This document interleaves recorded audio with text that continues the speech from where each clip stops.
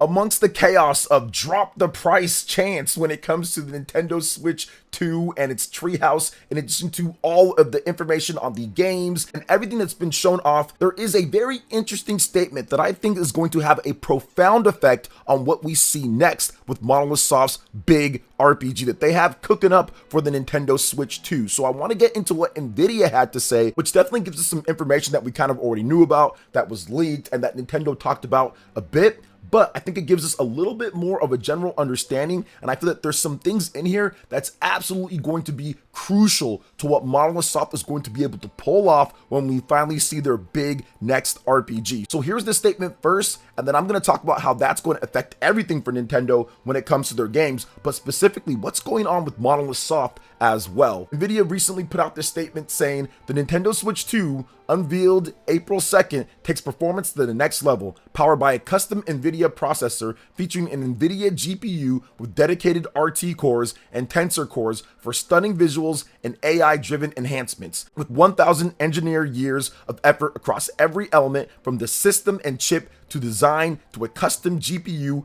APIs, and world-class development tools, the Nintendo Switch 2 brings major upgrades. The console enables up to 4K gaming in TV mode, up to 120 frames per second at 1080p in handheld mode. Nintendo Switch 2 also supports HDR and AI upscaling to sharpen visuals and smooth gameplay. The new RT cores being real-time ray tracing, delivering lifelike lighting, reflections, and shadows for more immersive worlds. Tensor cores power AI-driven features like deep learning super sampling, or DLSS for short, boosting resolution and sharper details without sacrificing image quality. Tensor cores also enable AI-powered face tracking and background removal in video chat use cases, enhancing social gaming and streaming. With millions of players worldwide, the Nintendo Switch has become a gaming powerhouse and home to Nintendo's most storied franchises. Its hybrid design, refined console gaming, bridging TV and handheld play with 10 times the graphics performance of the Nintendo Switch.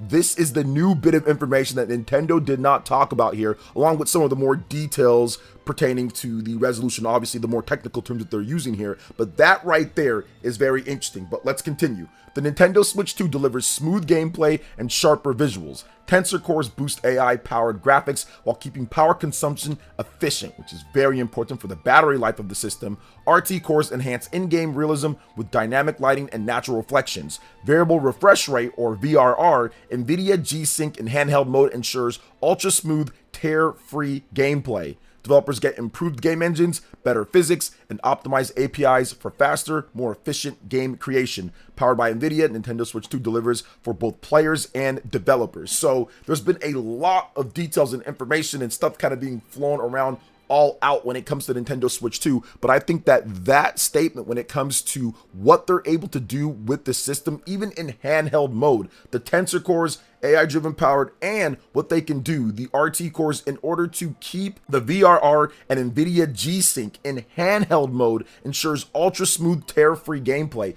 That is something that Monolith Soft has struggled with in the past when it comes to Nintendo systems. The stability when it comes to when there's a bunch of stuff happening on screen and everything. Now with the VRR, which is connected to, of course, the TV when you want to play in that, but also with the NVIDIA G-Sync in handheld mode, that is going to be huge in order to make sure that the Monolith Soft games have that performance and don't have a Xenoblade Chronicles 2 type of situation, or even with Xenoblade Chronicles 3 with the amount of dynamic resolution, the amount of how they had to lower things in order for it to keep running and not chug. This is going to be groundbreaking when it comes to Monolith Soft's title and what they can do. Yes, it's not up to the level of maybe like a PS5 Pro or Xbox Series X, but I do think that based on how they worded it here and through great design, custom GPU, and some of the other things here, it's going to create an experience on Monolith Soft system that's going to be insane overall, but not more insane than all of the people who have been hitting that subscribe button and showing that love and support on the channel. So if you're someone new, make sure you hit that subscribe button, hit that like button, and click that notification bell to get my vids as soon as they drop. And let me know what you're most excited about when it comes to what Monolith Soft is working on next. There's also some other things here that I think is really going to help out overall.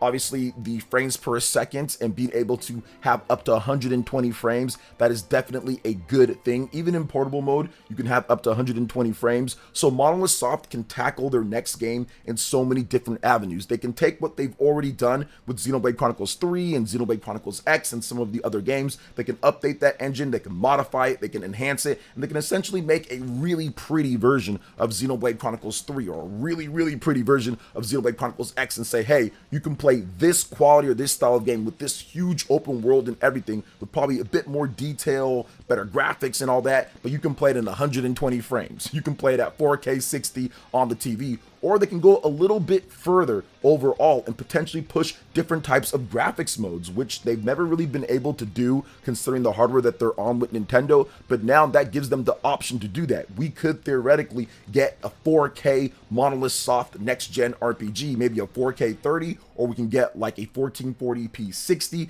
There are going to be variable options that Monolith Soft can employ considering how advanced that they are in 3D development that dates all the way back to Xenogears. I think that this type of tools and development and their, I would say, prowess in what they've been able to do in 3D gaming and what they've been able to do overall, this is essentially like giving them almost unlimited tools and resources and support overall, because they've pretty much MacGyvered when it comes to like the Wii and when it comes to the Nintendo Wii U getting their games in order to run properly and everything. And I think that the Nintendo Switch 2 is going to be the first system that Monolith Soft has had pretty much overall, because before that, you know, their PS1, obviously good system, but not the strongest out there. Then they're on PS2, good system once again, but the weakest out of the three in that generation. Then they did stuff on the DS, they did stuff on the Wii, they did stuff on the Wii U and the Switch. So they've always worked with pretty much the least amount in terms of resources and everything. And yes, they're not getting the most, but it's significantly better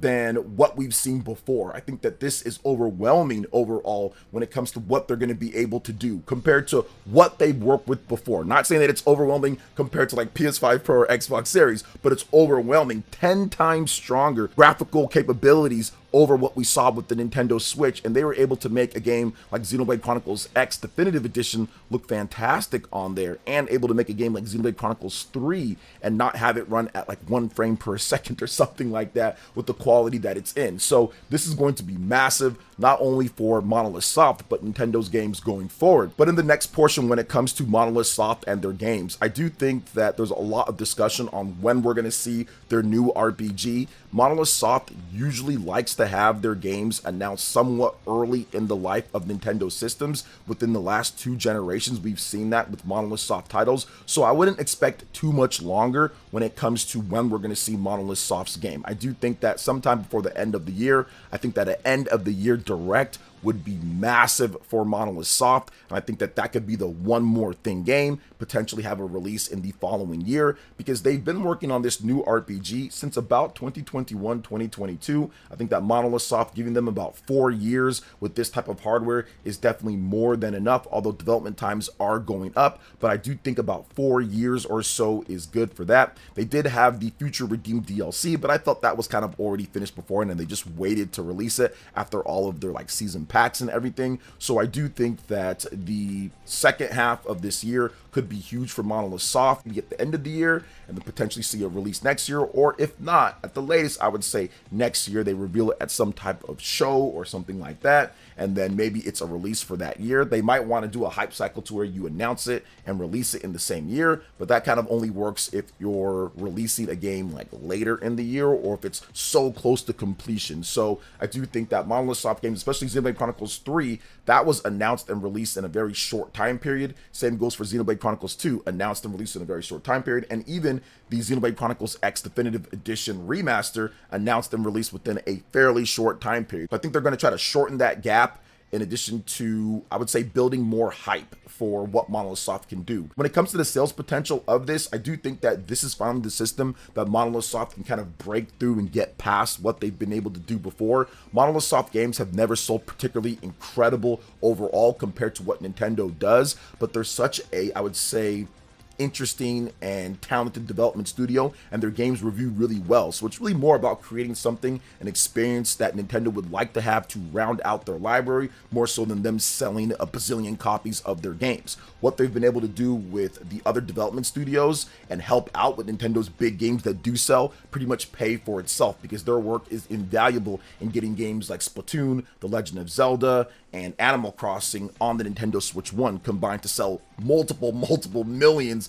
of copies and make tons of money on the Switch. So their contributions are already pretty much paid for and will continue to be paid for, as they're probably helping to build the next Splatoon, Animal Crossing, Legend of Zelda, and more. So I do think that this opportunity, because of what the system is capable of, it can actually bring about to where they finally can actually get some more than what they've done before, because I think sometimes their games are a bit too big for what they've been able to do on the system, and I think that the Nintendo Switch finally might support that ambition that they have, that they've always had overall. So maybe this will be the time that people outside of the hardcore dedicated Monolith Soft fans kind of take a look and say, okay, I'll give them a shot because of how this is looking. Now for the next bit here, we also have more on Final Fantasy VII Remake Intergrade for the Nintendo Switch 2. We've got the first screenshots overall from Square Enix, and it is looking really nice. People are starting to compare it to Final Fantasy VII Remake on the PlayStation 4, the PS4 Pro, potentially what's happening with Final Fantasy VII Remake Intergrade on the PlayStation 5. There's still some questions surrounding exactly how it's going to run and performance overall, but we do have our first real clean look at the game, not looking at the compression of YouTube and kind of what's going on there. And from what I've noticed here with these screenshots, I played the original game and it's looking pretty comparable. This first screenshot here with Cloud walking through the city here of Midgar, it actually looks very much like what we see on other higher powered systems. So I do think that we see what Nvidia is talking about with the DLSS and maybe some of the upscaling and stuff that could be happening right here. So it looks great. The lighting and shadows looks fantastic as well. You look at the next screenshot here, fighting this big boss when it comes to you and Barrett when you're going on the bombing run. It looks awesome as well. I very much remember how the game looked on the PlayStation 4, and I can't sit there and say that it's, oh my gosh, better and everything, because it's a screenshot. We're going to have to wait for Digital Foundry to really kind of tear into it. But I do know that Square Enix actually tested Final Fantasy VII Remake, and they've tested stuff on Switch 1, and they weren't able to get anywhere near the results, so it just wasn't going to be a thing. But on Switch 2, they're able to convert that, and it seems like they're able to convert that pretty nicely based off this other screenshot, because it does look really nice. You see the particles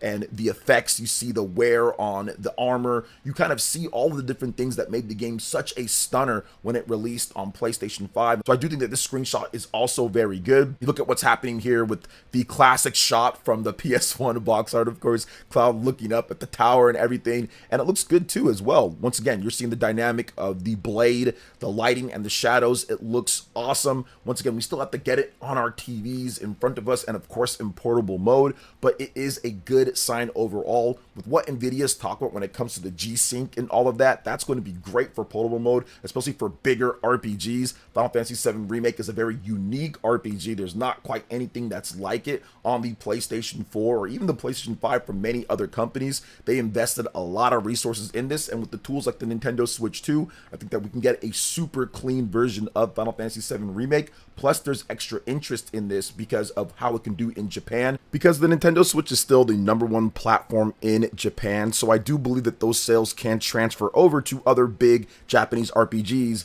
like Final Fantasy VII Remake, launching for the first time on a dedicated portable system hybrid that people are actually willing to buy, unlike some of the other ones that are available in Japan to purchase. The next screenshot here is interesting as well, because you kind of see some of the lighting and you see more of the sparks and effects all kind of full on display. Square Enix really picked out certain screenshots to show when it comes down to this, because they put this out on Twitter just saying, hey, look, Final Fantasy VII Remake Intergrade, it's coming. Look at this. You're going to want to play it, right? Anywhere that you want. But so far, so good when it comes to Final Fantasy VII Remake Intergrade on the Nintendo Switch 2. I'm hoping they actually have a full cart for this game, but we did get some new information when it comes to Cyberpunk 2077, and that game is going to be a $70 game. Yes, it's on a 64GB cartridge. Yes, it includes the Phantom Liberty expansion, which I did talk about recently in a video, but it's pricey, especially because this game's like $5. I think I bought it at $5 on the Xbox Series X or something like that, or there was a free upgrade. It was Xbox One, then a free upgrade, and it's pretty cheap on PC as well. So that's very steep to play a game like Cyberpunk because of that 64 GB cartridge. It was the same thing with The Witcher 3 on the Nintendo Switch. It was a $60 game despite it being far cheaper on other platforms, but ultimately people bought the heck out of The Witcher 3 on the Nintendo Switch 1. So I'm hoping that Square Enix doesn't do what they did with Bravely Default HD Remaster, where that's on a game key card, not a real physical. They actually say, you know what, if we're going to do this, let's put this big game on an actual physical real game cartridge like Nintendo's doing with all of their games. Even if it is a bit pricier, I'd rather have it like that and potentially get price drops down the line than actually having it be where it's just like no actual real physical forever overall, you know? So we'll see with that though, guys. But what do you think when it comes to everything that we discussed with Monolith Soft and what's happening here and the potential that we can have for RPGs like Final Fantasy VII Remake and their next big RPG? Let me know in the comment section below. All right, guys, that wraps it up for this video here. Thank you so much for watching. I do appreciate it. Please make sure you hit that like button, subscribe if you're someone new, click that notification bell, and check out all my Nintendo Switch 2 RPG content and more right here on screen. Thanks for watching. We'll catch you guys for the next one. Peace.